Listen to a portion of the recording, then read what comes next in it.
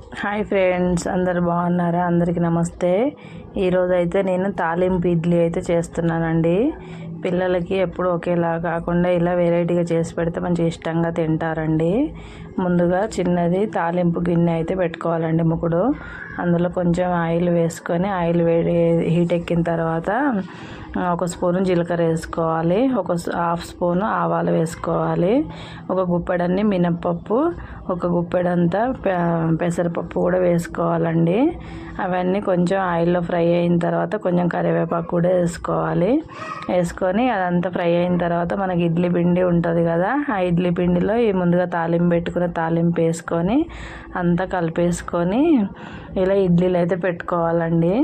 చట్నీతో అయినా తినొచ్చు, లేకపోతే పుట్నాల పొడిలో నెయ్యి వేసుకొని అలా తిన్నా కానీ చాలా బాగుంటుందండి. పిల్లలు ఇష్టంగా తింటారు. మీరు అందరూ ట్రై చేయండి. నా వీడియో కనుక నచ్చినట్లయితే లైక్ చేయండి, షేర్ చేయండి, సబ్స్క్రైబ్ చేసుకోండి friends. Thank you for watching. చాలా బాగుంటాయండి ఇడ్లీలు. Thank you for watching.